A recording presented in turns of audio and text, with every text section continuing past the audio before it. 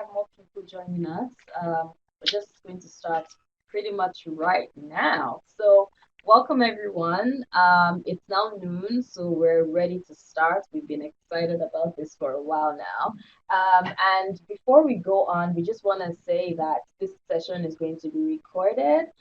Just giving you the heads up. So this webinar is a collaboration between the Family Care Office and the Graduate Conflict Resolution Center.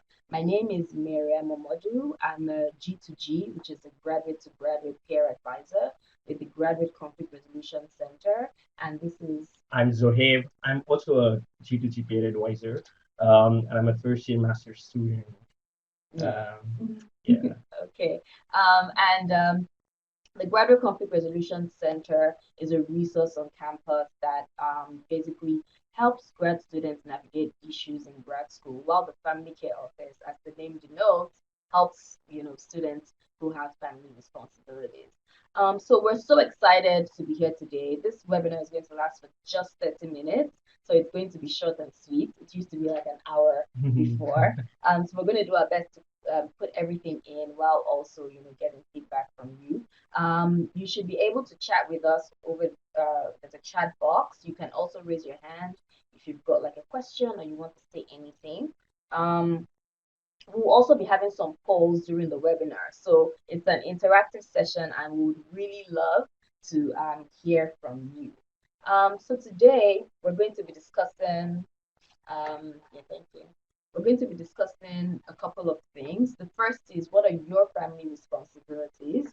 We'll also be talking about power and interest-based negotiation. Negotiation sounds like a big word, and you might be wondering, maybe I don't negotiate, but we'll show you that we probably do. We'll also be talking about tips for preparing for a conversation with the supervisor. We'll have a short period for questions, and then we will also let you know about some resources on campus that can help you.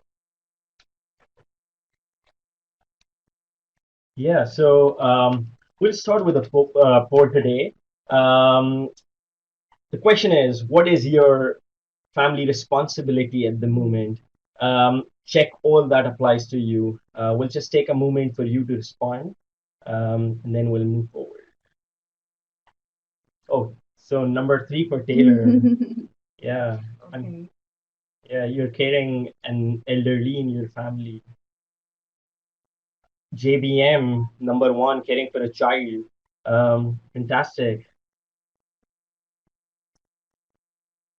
And we'll just wait a couple of more seconds. Perfect. So, for example, I've none of these at the moment, but just in case if you plan for a kid in the future, this would be one of the responsibilities we're having.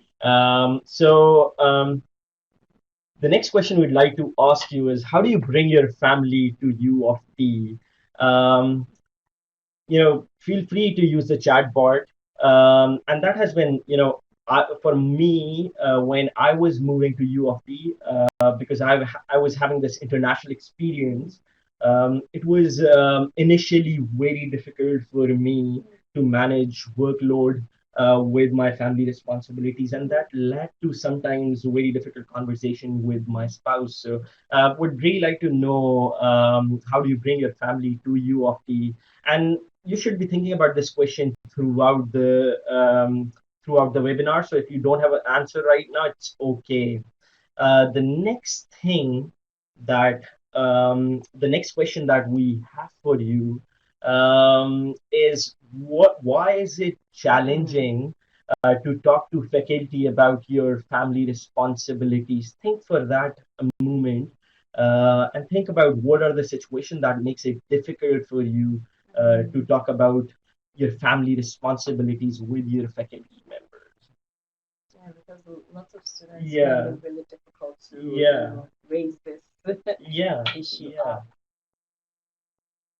Taylor says, faculty might not give me as many responsibilities in my role. Yeah, so sometimes you're wary of talking about your family responsibility. That might cut down the professional opportunities or academic opportunities. Some of the responses that we could think about. So we have some more responses on the chat board. We'll take them further, but some of the responses that we thought about were the power differences, between faculty and the family, Yeah. between the student, and then sometimes students are afraid. They do not really want to raise their voices. They don't really know where to start, and sometimes it's so private and intimate that you don't really want to share your private Mhm. stuff with the family. One of the responses was taking online classes, and my baby is with me all the time. I also bring her to meeting with professors. Yeah, carrying your infant sometimes be challenging, Yes. and can create some of the challenges for the mother and the father in the family. Um, so Yeah, yeah, and then we have one more response that says it's difficult to be vulnerable in front of faculty and you're afraid of being seen as incompetent or give the impression that you shouldn't be in school. To be honest, these are such valid reasons, and it helps. It's by expressing this, we can see why it's a little bit nerve-wracking to discuss some of these yeah, issues with supervisors, yeah. but what we're going through today in the seminar, we hope that you'll be able to take some of the skills and use them in your situation. Yeah, one more thing that came up is, I'm afraid I'm seen as incompetent, Mm-hmm. and this impression that I shouldn't be in this school. That's a difficult position to be in to Yeah. start with.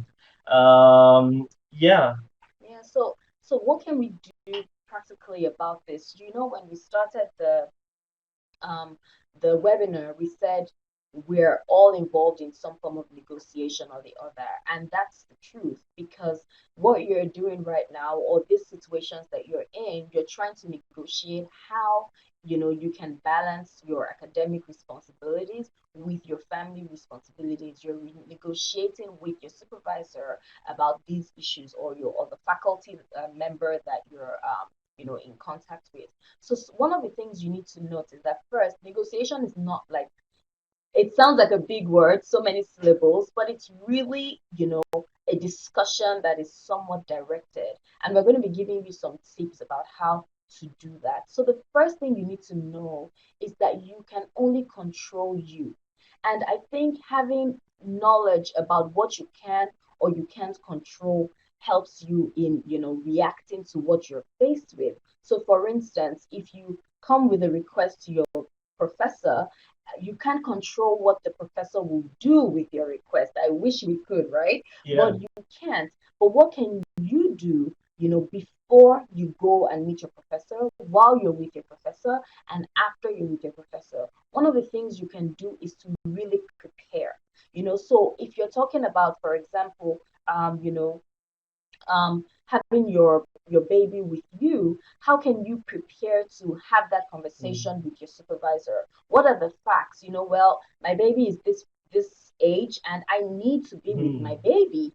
So having the facts available to you and having done your research also helps a lot. The second thing is the way you act when you're negotiating. How do you present your case? And when do you know if what all you've tried isn't working? What do you do and how do you walk away? We're going to go further into this in the webinar. So the first thing we're going to be discussing throughout this webinar, what we call the 6 R's of negotiation. And at the end, we will show you like a pretty, diagram to kind of, drive, cycle. yeah, Yeah. to drive it home. But the first thing you need to do is to reflect. And what do we mean by reflect? That's the first R, reflect. It really means that you are the one, who has the most knowledge about your situation, right? So you're the one who understands that I can't make it at 2 p.m. I can only be there at 4 p.m. You're the one who understands what your responsibilities are. So one of the tools, for example, this cute penguin is saying that I can't meet on Tuesday mornings. Now, what this is a position. You've said your position, which is I can't meet on Tuesdays. But beneath that position is an interest. And when we invite you to reflect, we invite you to try and understand why you are choosing a particular position. Why are you telling your supervisor that I can't take on this extra assignment? So, what could your interest be? For example, if you can't meet at this time, what do you think might be underneath this? this interest. Maybe my baby needs my attention Yeah. at the moment, Yeah. and I cannot make it, or have certain other commitment of my family that's not, allowing me to meet you at this moment. Absolutely. So, if you have a position which is that you can't make it at a particular time, digging deeper or reflecting to understand why you have that position can help you negotiate better or can help you even make an adjustment, right, to your position. So, if you find out that actually it's because I'm, a little tired, you can say, well, let me power through and then to, just deal with it this time. But if it's something that you can't control, then you just have to, let that be known. Hmm. Yeah, and that's a great segue into another art, that is Mhm. research, information power, things that you should know that you don't know at the Right. moment, um, to know what are the resources available to you. We would be just asking you some of the questions and see if you know the responses. Feel free to add the response on the chat bot as we go through these questions. So I have a supervisory issue. Is there a policy or guidelines that exist? Mhm. If you know the answer, just put it in the chat box. Um, yeah, so there is an amazing resource that is available, that is SGS Grad Supervision Guidelines, that outlines everything that you need to know about your supervisory relationship with your supervisor. The second question is, I'm sure that I'm not the first person to have this problem. Who can I talk to about what normally happens? Mhm. A lot of times as students, you know this is sort of an information crack that we fall in, where there's so many people having the same question, but sometimes are not able to access the information. If you know the answer, feel free to punch it in the chat box. You can reach out to so many resources at U of T. You can reach out to Family Care Office. You can meet us, super awesome G2G peer advisors. You Yes. can go to grad administrator, talk to your faculty, or just a fellow student, sitting beside you in the classroom, and ask as many questions as you want until you get the answer. The next question, I'm concerned about timings and finances. I've met a lot of students with these questions, especially international students managing their finances, trying to manage their finances with living in Toronto, which is too expensive sometimes. You can then again go to the family care office, or research bursaries or awards on SES awards page. Um, the last question, I've tried to solve the problem and it's not working. Who can help me? So many times we're stuck. We don't really know what to do next. You can go to family care office. You can go to your grad student union, or as simple as ombudsman's person's office. Show up with your questions, and you will be able to get your answers. Yeah. So another thing that, another R of negotiation is to relate. Remember, we've talked about reflecting, which helps you to understand your position. We've talked about research, which equips you with the information that you need to, negotiate properly. And now the next step is to relate. Now, what do we mean by relate? Honestly, I think a lot of times as students, we forget that our supervisors are people. Our professors are also people. Some of them have been through similar experiences that we're going through. Some of them have also had to, take care of elderly ones, take care of children. So they might have a bit more empathy than we expect them to have. But that's one side of relating to them as human beings. But then relating to them in terms of their needs as well. Let's think about what might this professor need, and how can I frame my request or my issue in a way that the professor knows that I'm also thinking about what matters to them. So Zohaib and I, even though we haven't had any acting classes, are going to do a little role play, and we encourage you to pay attention so that you can give us feedback on what you noticed in this role play. So you are going to I'm be gonna be the cool penguin that's gonna go to the the Antarctica, supervisor. the supervisor. Yeah, and I'll be Um, his student. yeah. Um, so Mariam, I was really impressed by your latest chapter, and I think we should co-present at the upcoming amazing conference. Oh, really? I'm so pleased you liked it and would consider co-presenting with me. Where is this amazing conference? Incredibly, it's in Antarctica this year. It has always been my dream and my family to visit Antarctica, so we should plan to go for several weeks. I think we could work while we are there and enhance our research. Wow, a trip to Antarctica sounds incredible. It's really a once in a lifetime opportunity. Thank you very, very much for considering me. I can see how this would enhance our research. However, I need to factor in my family situation as well. Can you tell me a little bit more about departmental support and funding for this, conference? So I'm just wondering, what did you notice about our small Oscar-worthy performance?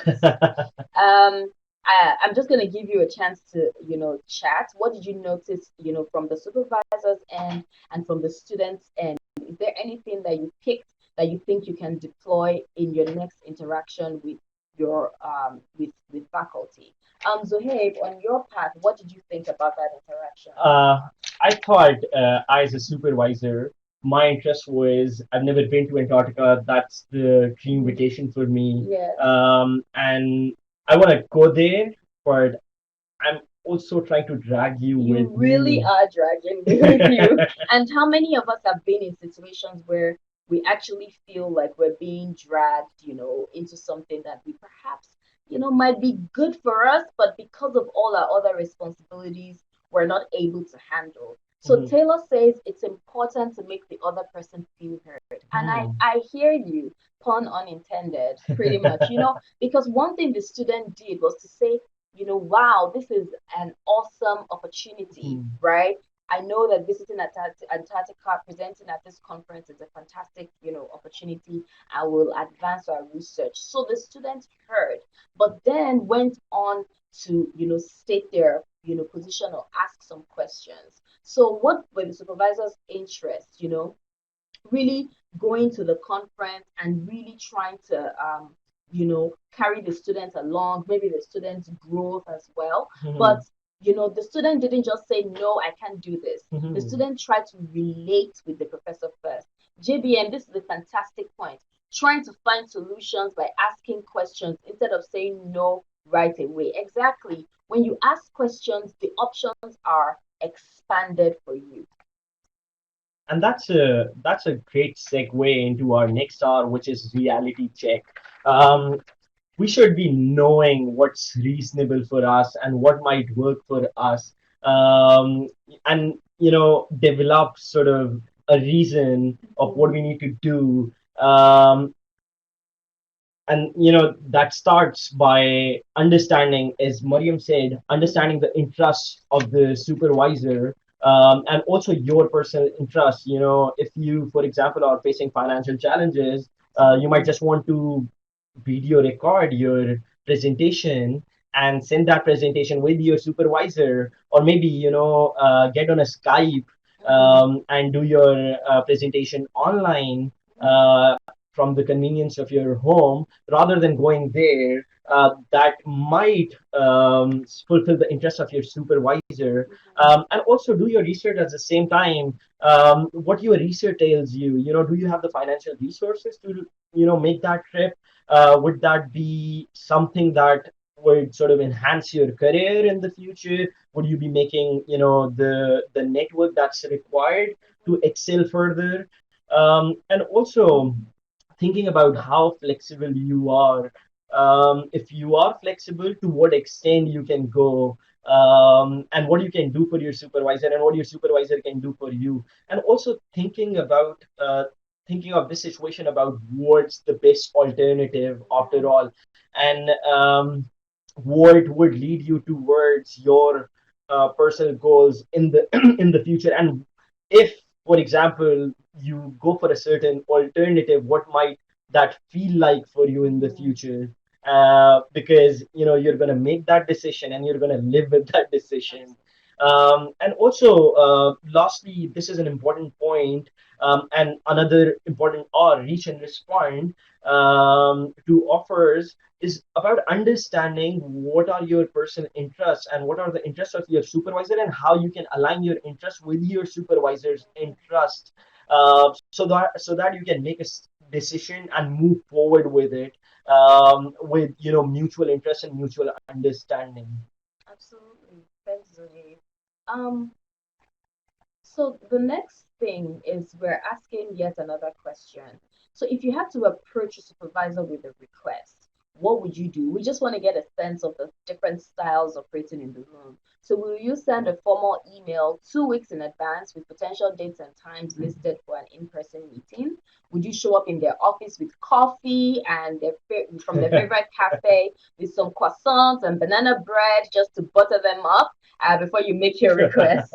Or would you just send an informal email so it's not really a big deal? Or will you call them to discuss and then follow up, by email to confirm the decision after your conversation? So you can choose more than one option. And we really, really want to hear from you. We want to see the different ways you approach, faculty, your supervisor, people taking your courses, and so on. So with one, two, three, or four, or more than, one.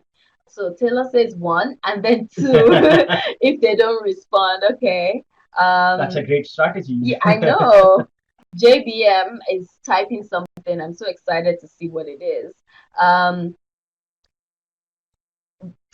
JBM okay. still typing? Yeah, still Yeah. typing. It depends on the request, but one or three. Okay. Okay. Interesting. So we can even see from here that you understand that there are different ways to approach a particular issue or several issues. Um, okay, so we're actually not going to do a role play, but we're just going to kind of give you some tips about actually discussing. So remember, we've talked about the need to reflect on your interest. We've talked about research. We've talked about you pretty much relating. We've also talked about you having a reality check and responding to offers. So how do you actually respond to offers? How do you relate? How do you discuss? So one of the things you need to note is that when you've done your reflection and you know what your interest is, it's important for you to set the tone and the agenda for your meeting when you're about to negotiate. If you just go to your supervisor with, just hello, supervisor, or hello, professor, you don't have an agenda, you don't have a plan, you might end up in Antarctica, or you might end up somewhere else because you didn't have a plan. But when you have a plan, when you know exactly what you want to discuss, I want to discuss whether I can skip this class once every 2 weeks Mm. because I don't have a babysitter, you know, on this particular day. It's clear.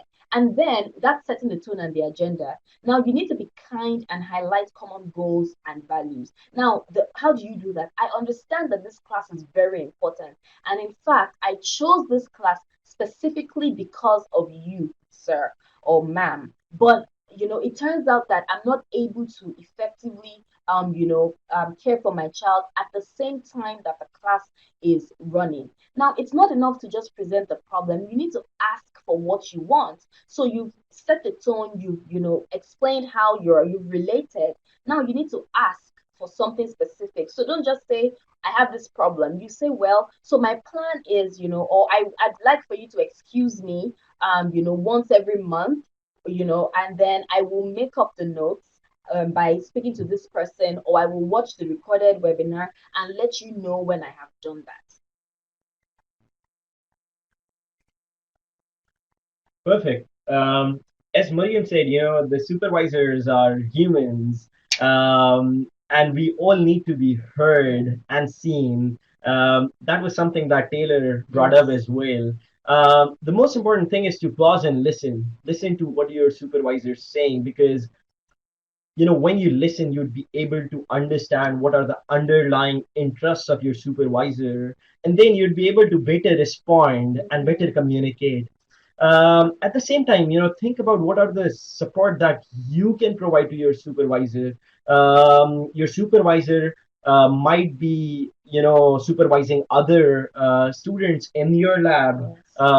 or he might or she might be having other people within, other responsibilities that they're sort of working towards. They have other goals that they're working towards. How you fit in within their schedule, and how best you can prepare for those conversations that can support your supervisor, with the best of their attention, and help Mm-hmm. you towards solving your problem, or helping you towards your goals that you have set out for. And ask as many questions as you can. Be very curious. Asking questions signifies that you're interested in the work that you're doing, interested in the work that your supervisor is doing, and end with what makes sense, because your supervisor is giving you a lot of time. They're giving you their attention, and this attention and time is precious in terms of the Mm-hmm. in terms of their personal availability. So be grateful for what you're getting from them, and don't hold yourself back in expressing your gratitude towards your professors. Yeah, Yeah. absolutely. And so now we're actually going to open it up for questions. And at the same time, we'll try to also look through some of the concerns that you mentioned at the beginning. We're going to also discuss shortly, within a few minutes, all the other resources that are available for you. But if you have questions, specific questions, please ask in the chat box, and we'll do our best to answer or direct you to an appropriate resource. So, just one of the things that popped out to me in the chat while we're waiting for, for a minute for questions, is that, because you have family responsibilities, and you're in grad school, doesn't mean you have to apologize. There's nothing to apologize for. You have a right to be in grad school even with your family responsibilities. The issue is just finding how to navigate that and how to communicate in such a way that everybody else who depends on you, in a sense, knows exactly where you are and knows what you can or you cannot offer at a particular time. And we really hope that with the strategies that we're giving you and other, you can always come to us Mm. or the family care office to discuss further, that you're a bit more equipped, and confident to negotiate, for yourself. Um, Not having the time to do something at a particular time is completely different from being incompetent, and you Mm. shouldn't conflate those two issues together. Um, That's a great point, Maria, mm, man. Thanks so much for highlighting this. yeah. Um, and remember, if you do not have any questions right now, you can Mm-hmm. always come to us, Yeah. or come to Family Care Office. Yeah. Yeah.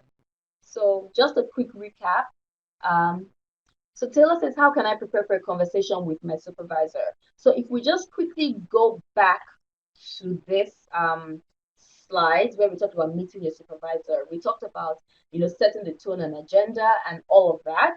But the other thing you can do is to actually come and book an appointment with us, a G2G, G2G pair advisors, where we can actually sit with you and help you work through how to, contact or discuss, particular issues with the supervisor. There's a limit to how much we can do on the webinar, but you can have a one-on-one appointment where you can literally, be focused on this. So just to recap, we've talked about reflecting, research, relating, reaching and responding, and reality checks at the 6 hours of negotiation. And before signing off, we would like you to introduce to some of the resources, particularly three sources. We have just revamped our Grad CRC website. Really recommend to visit that website. Right on the screen, we have amazing colors, fantastic logo, Content, and yeah. great content that's available that can help you navigate conflicts. So visit our website, that's gradcrc.utoronto.ca. Secondly, you can, as Mariam suggested, you can book time with us, appointment through CLNX. We're available to speak with you. You can come to the drop-ins. And thirdly, our partners, amazing partners, Family Care Office, they have great resources. Please, Amazing. yeah, please visit them, visit their website. They can really help you navigate through the conflicts that you might be having right now. Thanks so much for your time. And remember, every conflict has an opportunity within it. Let's explore these opportunities together. You're signing off. Have a great day. Thank you so much. Thank you very much, Taylor, JB, and Heather, and everyone